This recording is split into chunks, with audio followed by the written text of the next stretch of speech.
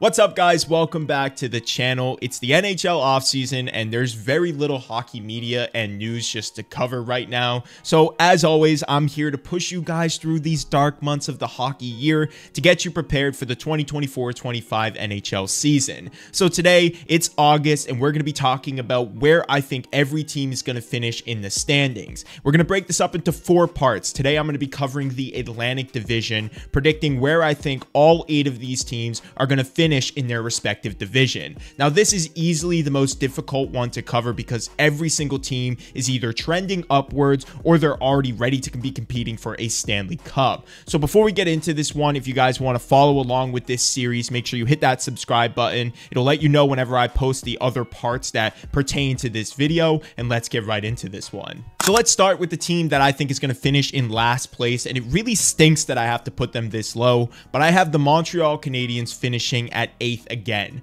Now, when it comes to the Canadiens, this team is easily one of the more exciting teams to watch in the Atlantic Division. I think I even saw that they have the youngest average age in the NHL when it comes to every single roster, but regardless, just taking a look at this team, they have Nick Suzuki, Slafkovsky, and Cole Caulfield, all very young and all growing in experience, becoming superstars for this team, as well as bringing in guys like Alex Newhook, Kirby Dach, and then drafting some up-and-coming defensemen, and then of course their young goaltender in Montembeault. Now, the thing with Montreal is I wanted to place them higher, but they didn't really improve anything on their defense, which I think was their biggest Achilles heel last season. They were a -53 on the season, and while their offense does show a lot of potential, their defense is either very inexperienced and way too young to be considered higher on this list, or they just lack the talent that I think they need to be taken seriously. I have Montreal coming in at number 8. They finished the year last year with a pretty underwhelming record, 30 wins, 36 losses, and 16 overtime losses. I expect them to be slightly better, maybe finishing around the mark that Ottawa did last season, but this upcoming season, I don't see them really being a serious contender for the Cup. Coming in at number 7, despite them having a little bit of a better record than Ottawa last year, I have the Buffalo Sabres coming in at this spot. Now, the thing with Buffalo is I think they're going to finish with around the exact same record. I'm talking between 80 points and 90 points on the season. And the reason I'm saying this is because I just don't think Buffalo did all that much to make me any more convinced that they're going to make the playoffs than they did last year. Now, here's the things that need to happen if Buffalo wants to get themselves back into this sort of wild card playoff spot. First, Tage Thompson needs to have a bounce back season. Their defense needs to continue getting better as they continue to grow older with Dahlin and Owen Power at the helm. They just got themselves Bowen Byram, so they have the talent back there, but can they execute is really the question. Also, can they get consistency at goaltending? Yes, they have UPL and Devin Levi, but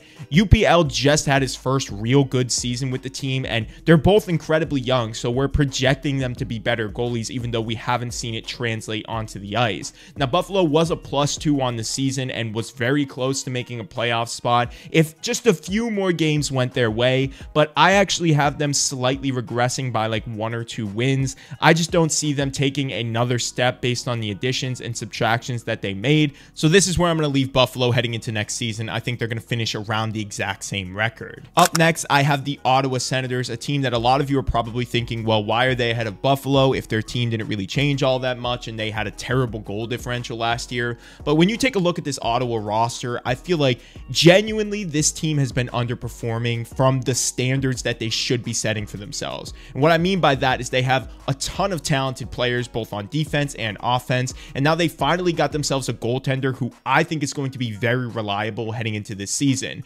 Linus Ullmark is only a year removed from his Vezina winning year. They have the guys in front of him like Sanderson and Shabbat who should be able to provide some solid blue line play for Ullmark.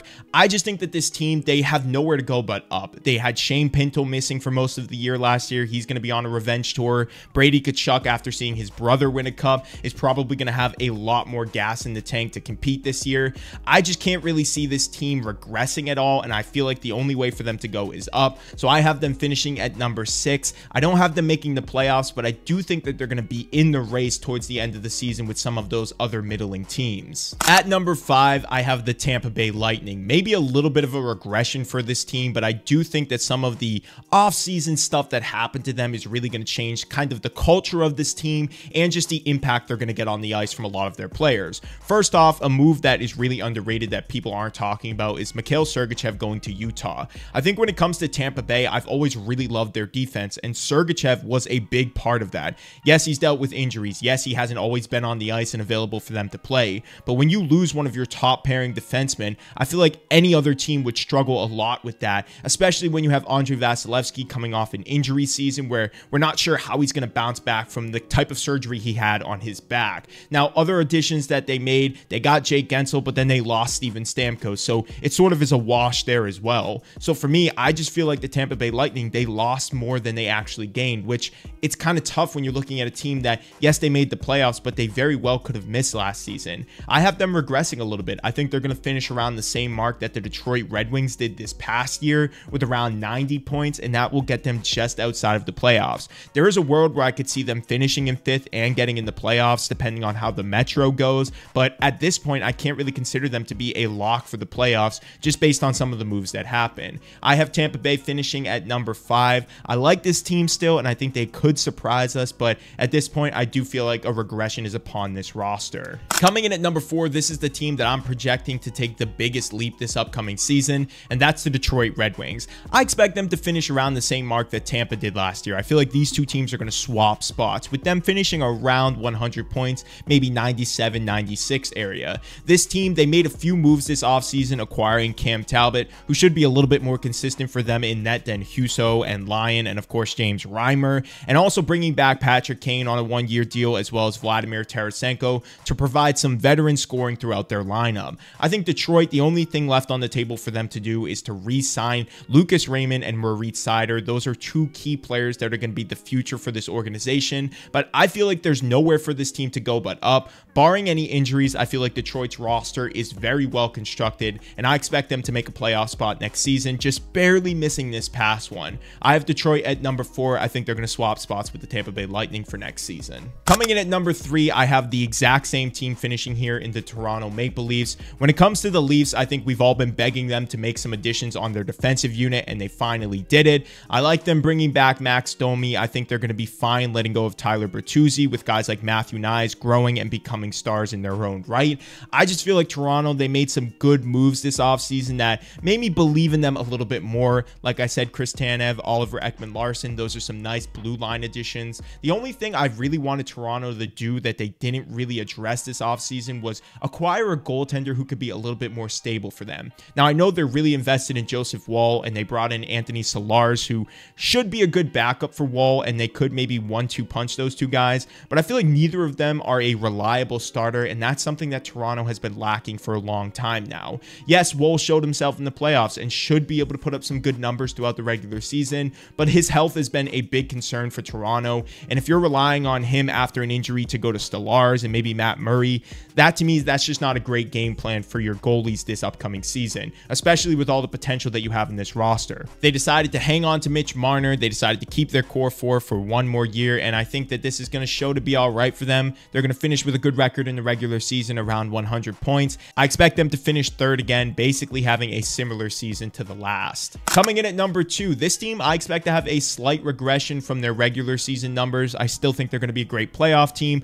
but I don't think they're going to finish at the top. At number 2, I have the Florida Panthers. Now, before people start freaking out saying, well, they're the Cup champions and they're going to repeat the division winner. No, that's not going to happen, because they barely got themselves that final spot, and I could even argue some fans saying that Boston sold those final few games to face against Toronto over Tampa Bay because it was a better matchup. But let's just hypothetically say that nobody threw any games, because that really doesn't happen in the NHL. I expect Florida, with some of the losses that they had, Oliver Ekman-Larsson, Brandon Montour, I just don't see their defense being as good as it was last year, even with guys like Forsling still playing some of their best hockey. I think when it comes to Florida, they had a very long season going deep into the playoffs this year and the previous one. I expect a little bit of regression just from players having some wear and tear, and of course those key losses in their offense, their defense, and then goaltending, losing Stolarz as well.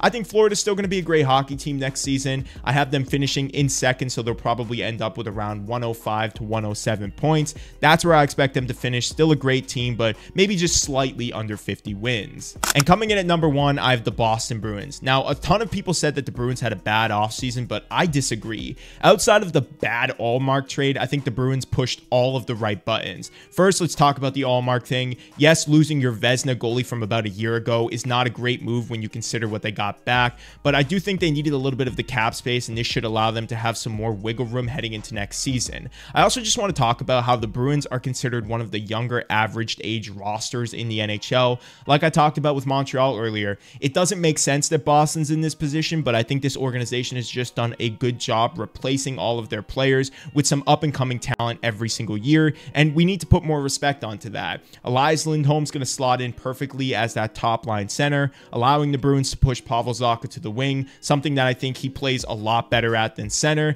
and I also think that their top six is just going to look a lot better with this addition, as well as the Nikita Zadorov one on the back end, boosting up their blue line as well. Now, they did lose Jake DeBrusk, but I really don't think that's a minus. I think that he needed a change of scenery, and they weren't going to get the best hockey out of him. So I think for Boston, if they can manage getting themselves at least one more top six player, or just bringing up one of their young guys like Lowry, I think this team should play some great hockey next season, and I expect them to finish around the exact same spot that they did last year, winning the division this time with just a few points over Florida. But let me know what you guys think. These are my Atlantic Division predictions for the 2024-25 NHL hockey season. Who do you think I ranked too high? Who's too low? Or do you just agree with my list entirely? Make sure you let me know in the comments below and like this video. Subscribe to the channel as always for more content like this. Thank you guys for watching. I'll see you in the next one.